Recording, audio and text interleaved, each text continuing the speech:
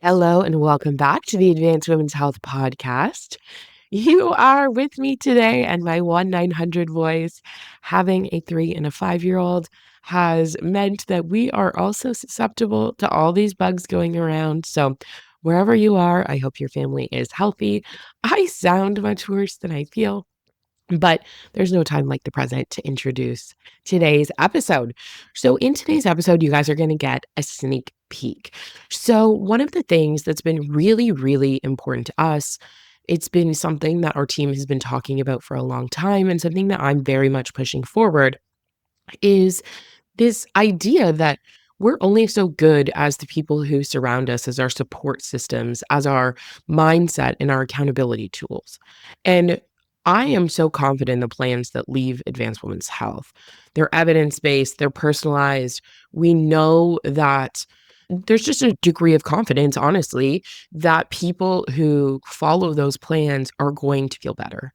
And obviously, there's obstacles that come up along the way, there's things that come up along the way. But one of the big challenges is implementation. One of the big challenges is not only successfully doing something for a month or 2 months or 3 months, but successfully integrating it into your life. And so that's something that I have gotten really serious about and really included as a huge part of the business. You're going to see a lot more in-person events in 2025. We have the membership site, which is becoming a mobile app as we speak. We have programs that are launching every quarter to allow accountability. And so we are, again, are going to have so many more of these conversations. There's going to be so much more that's put into the implementation process. It's not going to be just, oh, you have your appointment and then you go home and figure it out on your own. It's such a flaw with medicine in general, and it's something I'm really committed to changing. And that's the joys of having the size of business now. I get to be able to experiment with those things, right? We have enough patients that now that we can support them in a way that is sustainable. And yeah, I'm just really excited about that. You can't hear it in my voice. I almost said, I'm sure you can hear it in my voice, but you can't. So, anyways, today is just a snapshot. So, we have done 2 resets now. We did a nervous system, mindset, and habit change reset in the fall of 2024. And right now we are in our weight loss resistance, finally lose it reset in our membership site. So what this is it's a space for community. It's a space to find accountability groups and partnerships. We have live calls and pop-ups in there where we educate and talk about things. People walk through a curriculum. There was a big mindset, obviously, component and biweekly check-ins in the fall. Right now, a lot of it is around meal plans and the using food insulin demand principles. Right now, a lot of it is around educating yourself and feeling really empowered around weight loss resistance and what comes up. So, what I am giving you today is a sneak peek at one of the live calls. So, one of the things that came up in the fall is that the women in that group wanted me to cover perimenopause and perichaos and what was going on in that period of time. And so in one of our lives, we took the opportunity to dive into that in more detail.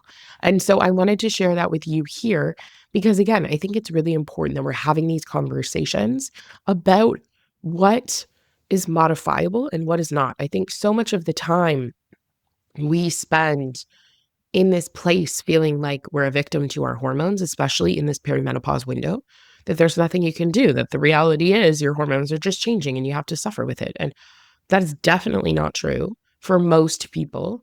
Obviously, there's unique situations, but where the ovaries have been damaged or where there's something going on and the ovaries stop functioning early.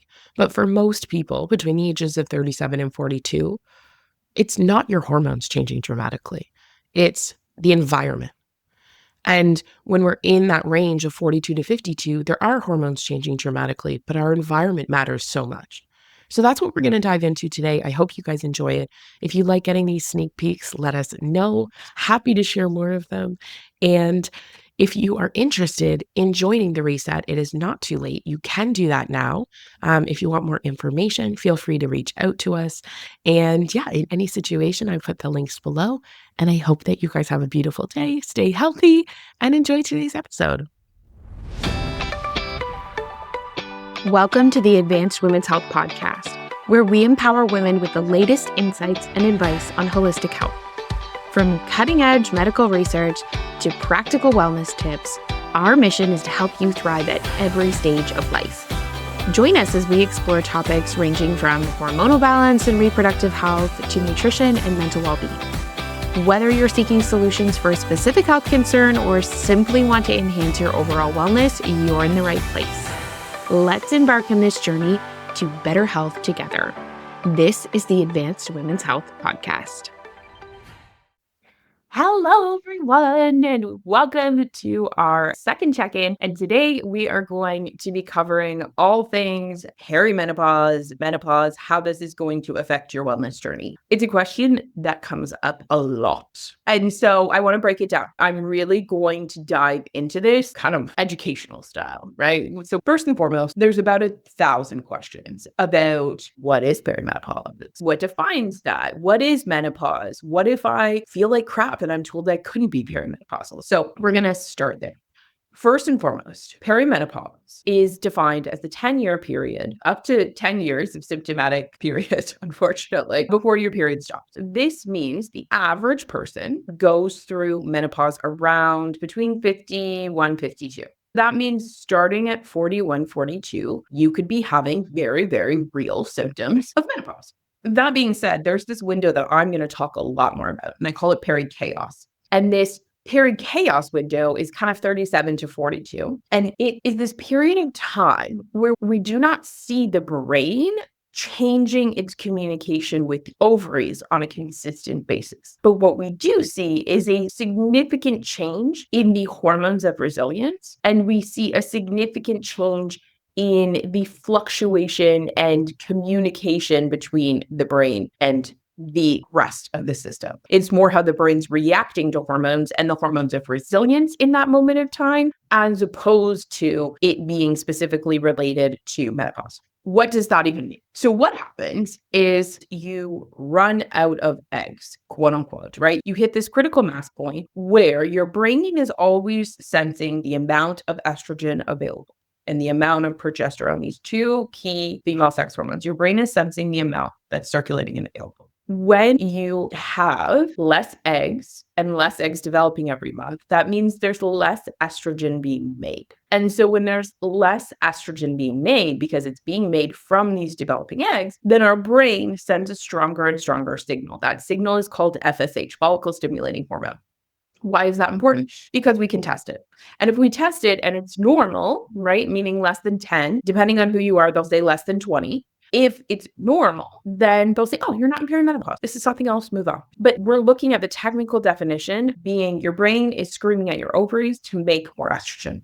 But then what happens, just like beautiful children, is that your brain screams at your ovaries and all of a sudden a whole bunch listen at the same time. And then you make a ton of estrogen.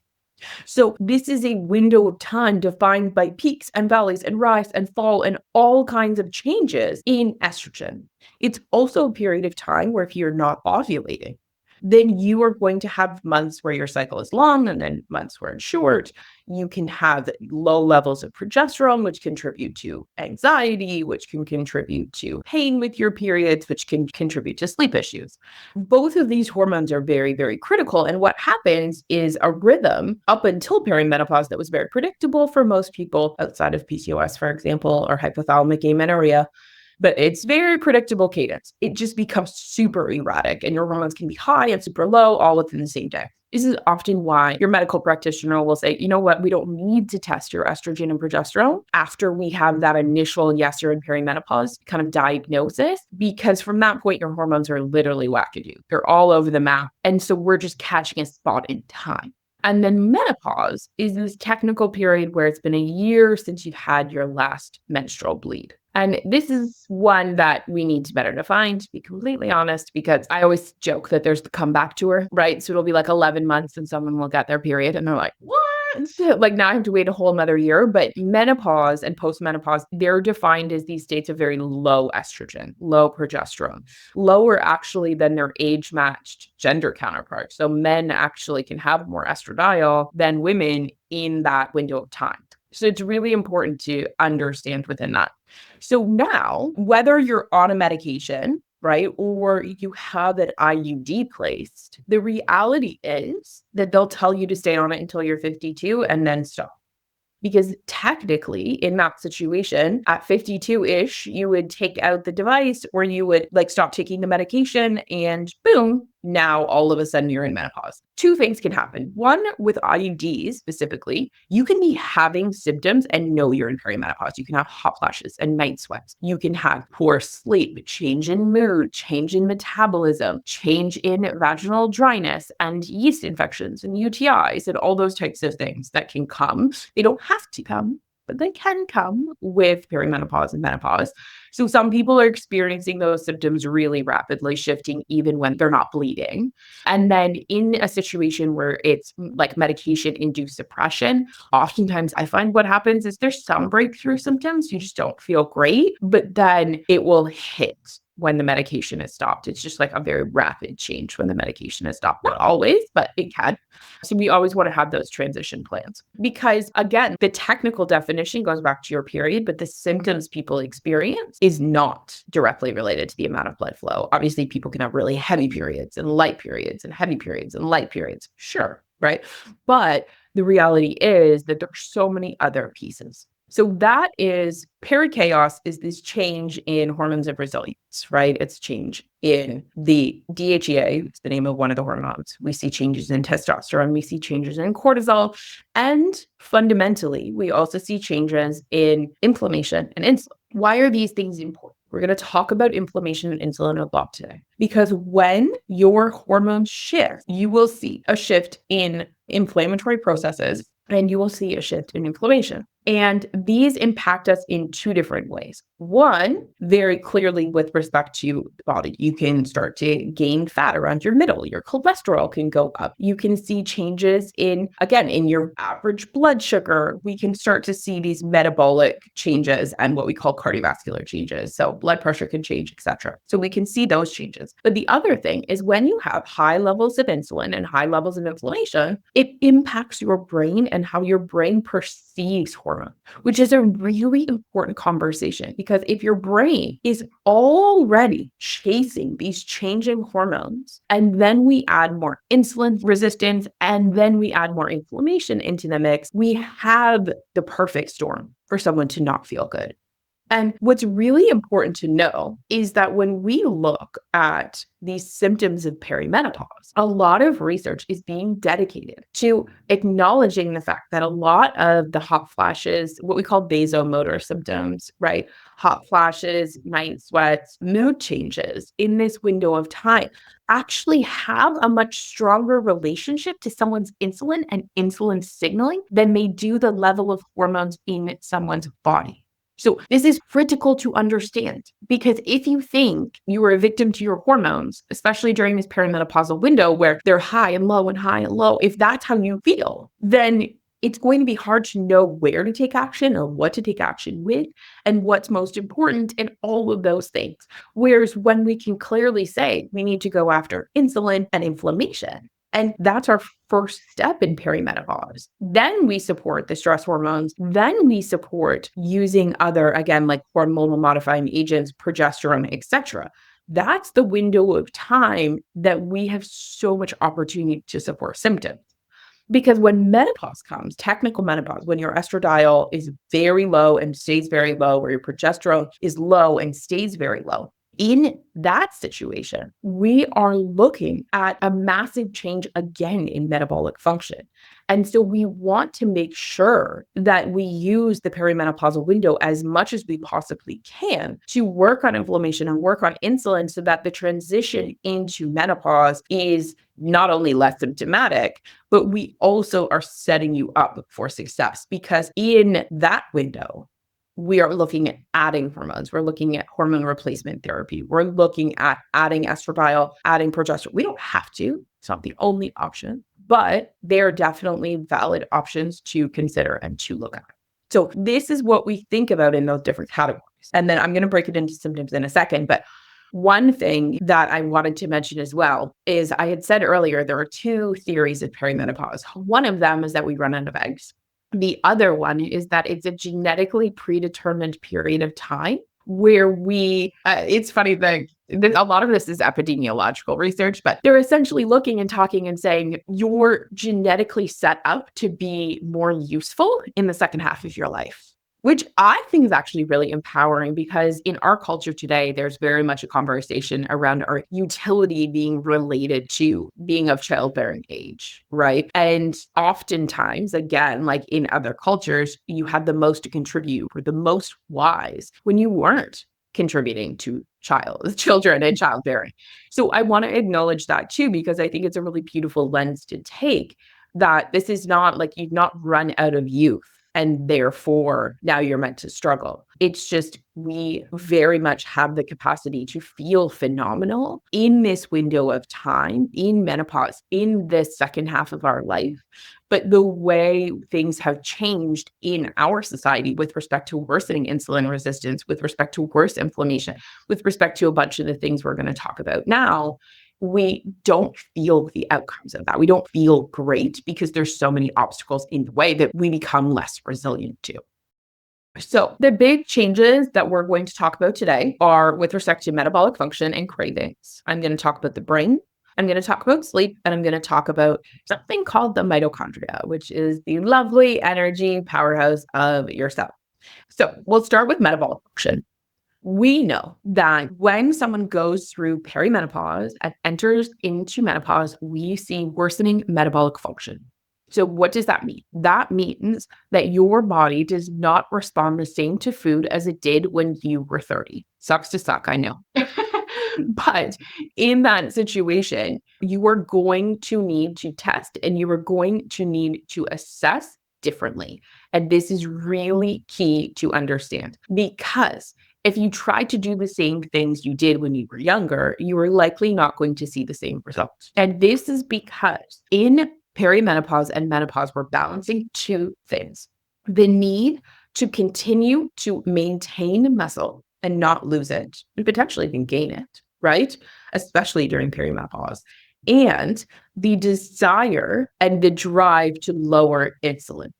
And so, why is this important to acknowledge? If you go long-term calorically restricted diet, then the chances are you are losing muscle. If you go on an insulin regulating system, right, where you are eating enough calories, you're eating enough protein, but you are not overstimulating insulin, then you can lose fat and maintain muscle mass. And this is, again, a very important piece of this conversation because we know when someone has muscle mass, they are going to have a longer term, better quality of life.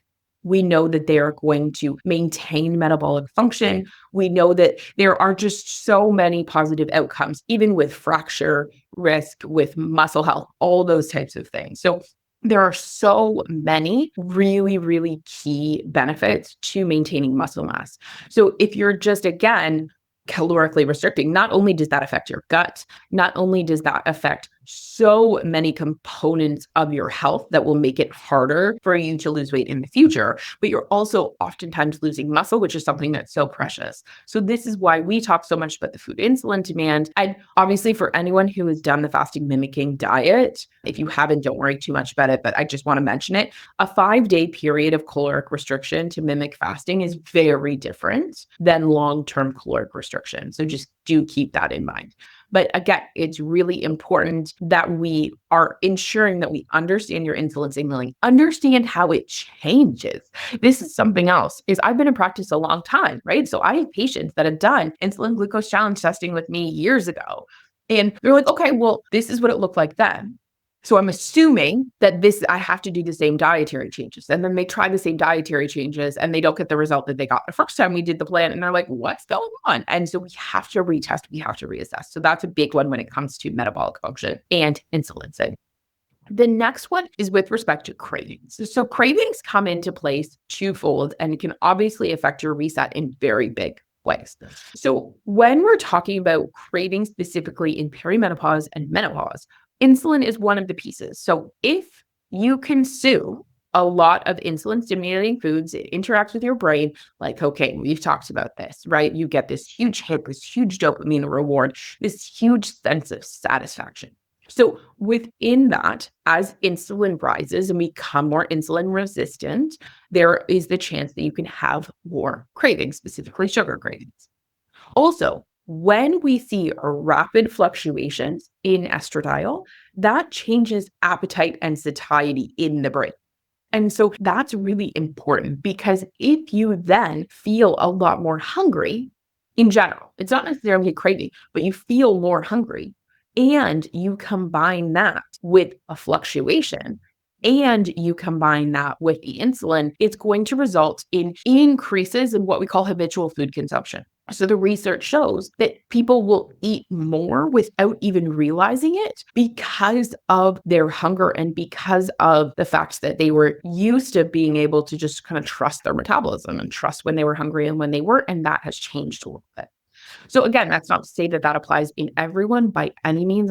But if you feel like, you know what, that might make sense to me, then sometimes that is where it's helpful to follow a guide more specifically, just to kind of keep track of, oh, I ate that meal, which in theory should have satisfied me, and I'm still hungry. I shouldn't still be hungry, right? I've eaten enough calories, I've eaten enough protein, not such a big one. So maybe this is a hormonal shift I'm experiencing. How can I go for a walk, do some mindset audios, drink some water, you know what I mean? Like navigate those things and see if that will help to transition out of this phase. So that's another one. The third big one is when inflammation interacts with your brain, it's going to change craving in a really big way. So just that inflammatory response can then move forward to contribute to other challenges with appetite, cravings, etc. So that moves into the brain. When it comes to the brain, estrogen and progesterone impact just about every aspect of your brain's function. This is why we can have brain fog. This is why we can have memory challenges. This is why we can have mood changes and rapid mood shifts. All of those cognitive and mood related functions are impacted really dramatically by the amount of estrogen and progesterone in your body. Progesterone is a very calming hormone. It helps with sleep. It helps with anxiety, right? It's helping to calm the immune system. Estrogen is a hormone that is very involved with what's called serotonin. So we have our happy hormone signaling dependent on estrogen. And when it shifts really rapidly, we can see increases in inflammation. We can see changes in our brain's ability to process and function, which goes down to two of the other pieces we'll talk to in a second. But it's all connected here. And I think that's a really important takeaway is if we're going through this and it's all connected, meaning hormones, insulin, and inflammation are the things, then most of your symptoms are going to be addressed if you address two of those things. So you customize your insulin plan and you work with anti-inflammatories, or you add in some kind of hormone replacement and you work on your insulin and then the inflammation naturally gets better. So we don't need to do everything at one time. And this is what I tell people all the time. You need to do at least two of three. And sometimes people do three of three at the same time because they're like, let's get her done. Let's do this thing. But that's not necessarily something you absolutely are required to do. So important to keep that in mind. Today's episode is brought to you by none other than Advanced Women's Health. If you are interested in diving in deeper to your health, if you are finally ready to feel like yourself, and you are finally over hearing everything's normal, everything's fine, and you want a deeper dive into your healthcare, then we are here to help you. We are currently helping patients in British Columbia and Ontario, Canada. But don't worry, if you're in another province, still reach out, get added to the wait list as we expand coast to coast. We cannot wait to work with you. Check out the show notes for more information on how to get started. So then when we move again from the brain to sleep and mitochondrial function, these three are intricately related because estrogen and progesterone change sleep, right? They change our sleep states and cycles. I have a ring on right now. Many of you guys have these different devices. We can see changes in REM sleep and deep sleep. We can see changes in how much awakening there are and light sleep. All of these things can very much come up during this perimenopausal and menopausal window. And then when you're not sleeping, it affects everything else. Research has shown when you're not sleeping, your cravings go up. When you're not sleeping, your body's insulin response to carbohydrates goes up. When you're not sleeping, you get more inflammation, right? We continue to fall down this hill. So it's one of the big things we work on continuously with women in this category is what do we need to do to help you sleep? Do we need to, again, replace hormones? Do we need to support the nervous system and those hormones of resilience? Do you just need melatonin, like a simple antioxidant that will help get you to sleep? Is that what's going to be helpful in your situation? Do we need to balance your blood sugar? Is that what's going to be key? Do we need to work more tightly on sleep hygiene and the temperature of your room and how sensitive you are to that? These are really important conversations because sleep will impact everything else. And there's so many ways to go about supporting it. The main ones is going to be through blood sugar, through hormones, and then through navigating what's going on with neurons and the nervous system and the body's safety with insulin. So these are key pieces. The last piece that, again, is also related is something called the mitochondria. So the mitochondria is the energy powerhouse of the cell. It powers your brain, your nervous system. It powers the changes that you get in muscle mass. It powers your ability to see, think, hear, move. All of the pieces come back down to mitochondrial function. And so the mitochondrial piece is a really, really big one because we know that if you do not have enough estradiol and consistent estradiol, then you can see a decline in mitochondria. And now we said energy powerhouse of the cell. So what does that mean? That means they are using energy, right? They're using fuel to make energy. So we can see a decrease in metabolic rate if they're not working well, right? Which is your metabolism, quote unquote. We can see all of the symptoms we've previously talked about. We can see more pain. We can see more weakness. We can see that there's just more susceptibility, again, to brain fog or poor recovery after exercise. That's a big one we hear all the time. And so understanding this is why so many of you guys will have been on or will be on something called mitochondrial formula. It's nutrients like CoQ10 and carnitine, which helps to bring fuel and fuel the mitochondria and make sure that they're working and able to spit out energy. It's got glutathione, which is reducing inflammation, and something called SOD, which also reduces inflammation. So it has a lot of those nutrients we need to create the environment for the mitochondria to thrive. And then from there, we say, okay, are we going to ensure that this person has the amount of support they need from an estrogen perspective in order to continually fuel the mitochondria? Or are we going to be making sure they're the healthiest they can be through diet and exercise? Because exercise and diet are very, very big pieces of the puzzle. And so these are the things that are going through our minds as doctors. These are the things that we are trying to educate and support you around, because I could do and will do continuously 4 or 5, 6-hour lectures on this topic. I understand this is what we call a nutrient dense lecture. But it's really important that you know that if you feel like things are shifting and changing, if you feel like you don't feel like yourself and you're not sure why, if your metabolism is shifting, if your brain is shifting, if you are concerned and want to transition in the best way possible, then one, it's very possible to transition naturally through this. And two, your symptoms are very valid. People have a whole different expression of symptoms when we get these changes in hormones. But whether you are, again, like 37 entering Perichaos or 55 and trying to figure out what the next step is for you, there are options. And there is a lot of research and there is a lot of support, but it's always going to come back down to those 3 key pieces, right? We are looking at the inflammatory responses, we're looking at insulin, and we're looking at hormones. Because in addition to having symptoms from low and fluctuating hormones, this is also a period of time that autoimmune conditions are on the rise, that people can develop thyroid disorders and arthritis, like rheumatoid arthritis and other autoimmune conditions.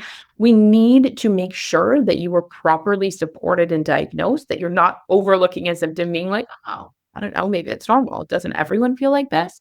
But at the same time, you know that those 3 pieces are going to be the pillars of your treatment. And how you navigate those is going to oftentimes give you the most bang for your buck, right? Your doctor might work on gut to get to inflammation. They might work on liver to get to insulin, right? We might have to correct deficiencies along the way. We might layer in specific nervine support to help with all 3 of those. Cool. That's why we personalize everyone's plan. That's just why we don't believe in like one set protocol, but fundamentally knowing when you're making decisions, when you're struggling, if you're navigating and you're saying, oh my gosh, like what is not working for me this week? Look to those components. You can look to them yourself. Am I getting hormonal shifts that I should be mindful of? Do I need to have a conversation about whether that's hormone replacement or herbal support for my hormones? Have I eaten a lot of carbohydrates or comfort foods or something? And this is not to say it's good or bad. It's just, have you done it? Because your insulin could be off. This is part of why people will drink wine and eat pasta and have hot flashes all night. It's because their insulin is very involved and inflammation gets involved in that situation as well. And then, have you recently been sick, right? Do you have some gut symptoms going on that need to be addressed? Do we need to look at inflammatory foods? All of these things are within your power and control. And all of those things, you can set a health strategy for yourself and you can monitor those in order to drive forward and give you the best second half of your life. So I know that was a lot of information. I hope it was helpful. I hope it was empowering. Keep navigating forward, moving your body and doing all the things to make yourself feel as best as you possibly can.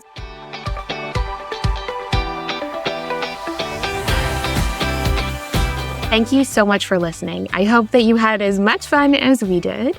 And if you loved today's episode, share it with a friend and leave us a review. That is how we spread this message. And that is how we are going to revolutionize healthcare in Canada for women. Have a beautiful day and be well.